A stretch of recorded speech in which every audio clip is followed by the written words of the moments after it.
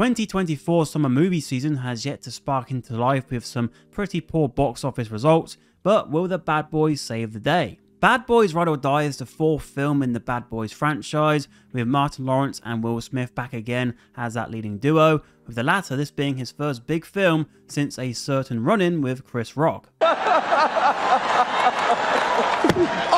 wow!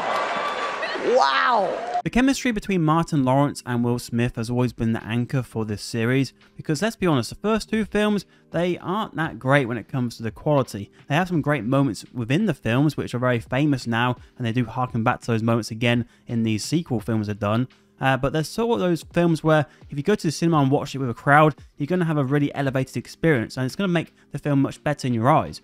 I feel like if you don't have that, you're going to see it for its flaws. And that's certainly the case with this new film. And I feel like the series is fortunate that it's got such a dedicated fan base that when these films do come out, people come in their droves to watch them and really give that experience to more people. In Bad Boys Ride or Die, they do change up a bit with the characters. Early on in the film, Marcus has to go to the hospital, and once he leaves the hospital, he is just free as a bird. He does what he wants, and it does lead into quite a few comedic moments, but he is really just that all the way through the film. Like, he is pretty much Homer Simpson, like they did in the later seasons of The Simpsons, where he's just stupid. He's just an idiot, really. And I think that can be funny in times, but other times it's just like, it's getting a bit tiring now. Whereas with Will Smith's Mark Lowry, he's having to take on that role which Marcus has taken up in the past and be that more sensible person out of the two of them. But he's also suffering at the same time with panic attacks, so he's got his own issues to deal with as well. In the previous film, Bad Boys for Life, it had the best structured narrative out of all the films because you actually cared what happened when it got to that final showdown.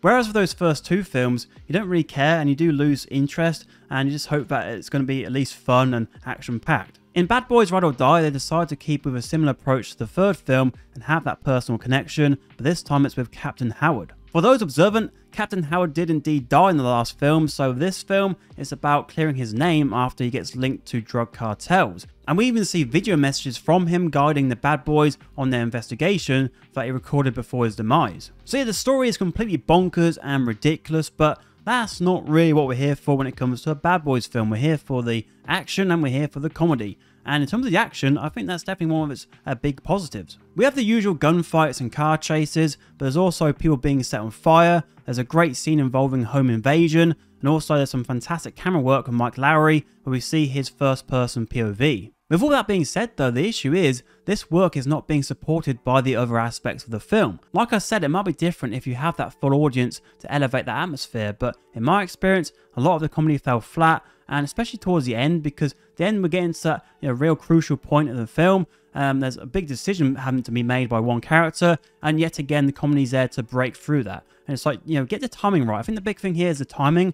It really could have rectified a few things if they decided just to take a few things out here, maybe put a few things there, maybe just take some things out completely. And another problem is that it just became way too predictable. Like, I know it's not a film where you'd expect to see all these different twists and turns, but you could have used an extra curveball here and there just to keep you on your toes a bit more, especially towards the end. Like, there's definitely many points where you can just, think what the line's going to be before the line's set out on screen. And so it's one of those where if you're watching it at home in the future, you could easily just fall asleep to this. Ray Seahorn's in this film, who's best known for playing Kim Wexler in Better Call Saul, and I don't really know why she's here. Like, she's not really in the film that much, and I feel like when she is in the film, she knows exactly why she's in this film, and that is just to get that lovely old paycheck. I have been a rich man, and I have been a poor man, and I choose rich every fucking time.